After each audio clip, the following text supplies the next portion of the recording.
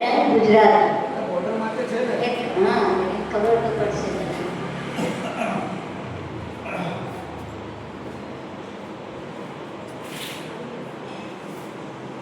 મારી એટલી કેપેસિટી નથી કે હું પ્રવચન કરી શકું, પણ ખાલી થોડીક ધાર્મિક ચર્ચા જે મેં ગુરુ પાસેથી શીખી છે એમાંથી થોડુંક તમને થોડીક વાર માટે થોડી આપણે ચર્ચા જેવો વિષય કરી અને પ્રવચનની તમારી કોઈ હેસિયત જ નથી.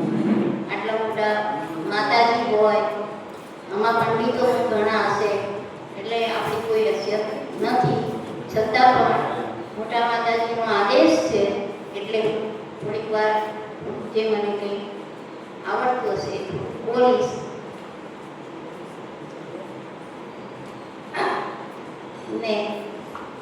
मैंने जो जो पाप किए ने वह सब माफ करो, खड़ा अदालत में हूँ स्वामी अब इंसाफ करो, मेरे अपराधों को गुरुवर आज क्षमा कर दो, मेरा अंतिम मरण समाधि मेरे दर पर, मेरा अंतिम मरण समाधि तेरे दर पर.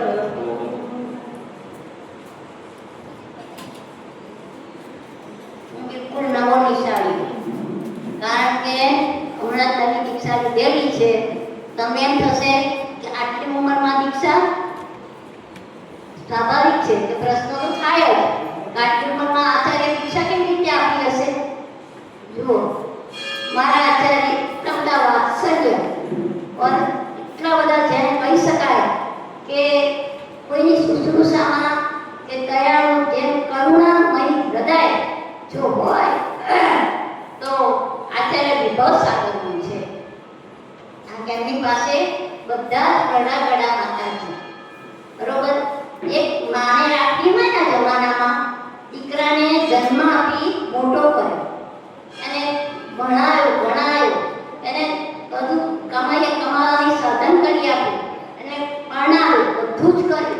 અને છતાં પણ લાસ્ટમાં જબ મા બાપને એક માને રાખવી હોય તો અત્યારે ધોળા દિવસે તારા દેખાઈ જાય એવી પરિસ્થિતિ છે.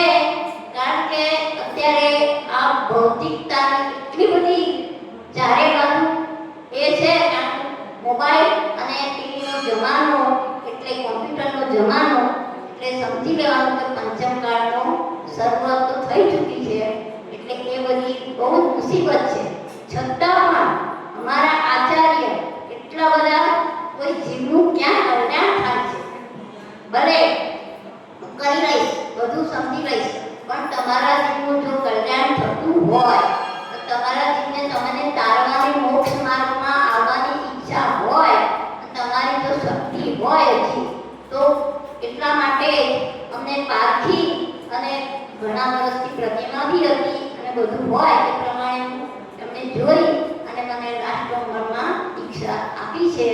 એટલે તમને એવું ના થવું જોઈએ કે આટલી ઉંમરમાં દીક્ષા આચાર્ય આપી, આ લોકો શું કરશે. અરે ભાઈ, જાગે ત્યારથી સવાર, બરોબર, જીવન તો આપણું ગયું, અનંત કાળ ગયો આમને આમ કરતા. એટલે ઘણા વર્ષથી જોડાયેલી હતી તારંગ વિદ્યાસાગર તપોવન છે ત્યાં, અને એ રીતનું ઘણા 25 વર્ષની પ્રતિમા બી હતી, 7 પ્રતિમા હતી, ઘેર હતું. એ બધું જોઈ અને મને એમને દીક્ષા આપી છે. એટલે હું તો એટલું જ, મારી બસ એટલી ભાવના છે કે મારું સમાધિ મરણ સુધરી જાય એના માટે જ મેં ખાસ દીક્ષા લીધી છે. એટલે કોઈ એવો વિકલ્પ કરવો નહીં. અને જો હશે તો નાની ઉંમરમાં દીક્ષા લીધી હોય તો પણ ઘડપણ તો આવે કે ના આવે, હે તો ભાવે છે આપણને બધું એ કરે છે. પણ મોટી ઉંમરમાં પણ દીક્ષા લઈ શકાય એ જાણી અને મને દીક્ષા આપી છે. તો જો ભાઈ, આ સંસારમાં સર્વે જીવોને 24 કલાક, બરોબર, તો પહેલી વાત એ જીવ માત્રની પાસે 4 સંજ્ઞા હોય, એ તો બધાને ખબર છે.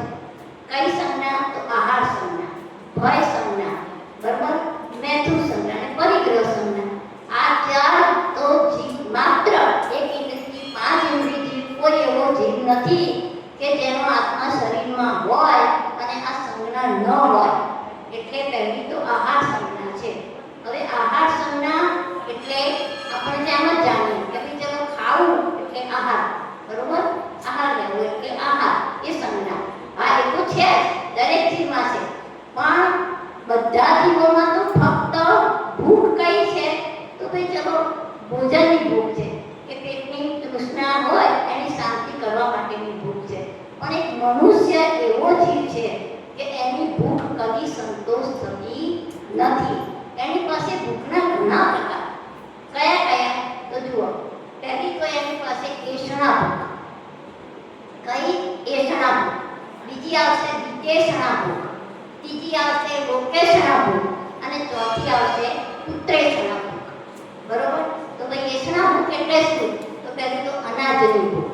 એષણા એટલે અનાજની ભૂખ. એ તો દરેક માત્રની, કોઈ પ્રાણી માત્રને સૌના જે પ્રમાણે ભોજન હોય એ પ્રમાણેની ભૂખ હોય, પણ એક મનુષ્યમાં એવી ભૂખ કે રાત હોય કે દિવસ, બરોબર? પશુ પક્ષી તો રાત્રે ચાલુ મૂકી દે, પણ આ મનુષ્ય અવતાર એવો છે કે રાત પડે કે અત્યારે તો આ જમાનામાં તો રાત પડી એટલે દિવસ કરું ખાવા માટે કે ગમે તેના માટે. એટલે એ ભૂખ છે, અનાજની ભૂખ છે. પછી કઈ મોટામાં મોટી જો મનુષ્યની ભૂખ હોય કે કદી નાશ થવાવાળી નથી એવી છે જીવનના અંતિમ ટાઈમ તક પૈસાની ભૂખ. ઈતાસના એટલે પૈસા. પૈસાની ભૂખ તો અત્યારે માનવ પાસે એટલી બધી વિકરાળ બની ગઈ કે નથી જોતો દિવસ કે નથી જોતો રાત, નથી જોતો ભૂખ કે નથી જોતો તરસ. બરોબર? તમારા એક પૈસા માટે જો એનો નફો હોય તો કોકના 10 પૈસાનું ભલે એનું નુકસાન હોય તો કરવા માટે માણસ અત્યારે તૈયાર. એટલી બધી પૈસાની, ધનની એટલી બધી ભૂખ પેદા થઈ ગઈ છે કે એના વિશે તો બહુ વિસ્તરણ છે. હું શોર્ટમાં એટલું કહું કે માણસ પાસે આ પૈસાની ભૂખ જો થોડી નિર્મૂળ થાય, થોડી જો ઘટી જાય તો આ જીવનું કંઈક અંશે કલ્યાણ થવાની સંભાવના ખરી. બીજી ભૂખ છે લોકેષણા. અત્યારે તો બહુ ભૂખ છે લોકેષણા, યાને મારી પ્રસિદ્ધિ, મારી પદવી, અધિકાર. જે તમારે આગળ અધ્યક્ષ હોય ને, જે મરણ ત્યાં સુધી એમ કહેશો ને કે ભાઈ તું રાજીનામું આપ, તો કહેશે ના, હજી તો મારામાં તાકાત છે, હજી તો બોલી શકું છું, હજી તો કરી શકું છું. બીજા કેવી રીતે આપું મારો અધિકાર? બરોબર?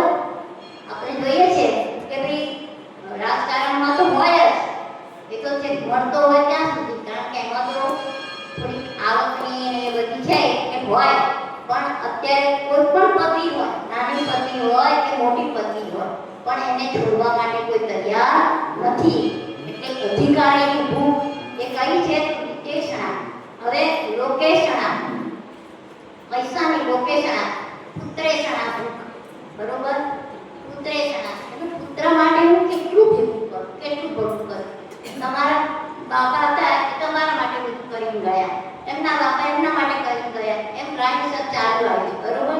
તમારી પાસે, તમારા બાપા પાસે કેટલું હતું કે ભાઈ પહેલા કયા કયા હતા? તો ભાઈ વાસણ હતા, તો સોનું હતું, ચાંદી હતું, એ રીતનું મહત્વ હતું, તો એ ભેગું કરીને ગયા. અત્યારે તમારી પાસે શું છે? તો પ્લાસ્ટિકની વસ્તુ. ક્યાં આવી ગયું? પ્લાસ્ટિક ઉપર આવી ગયું, કાચથી ગયું, પ્લાસ્ટિક ઉપર આવી ગયું.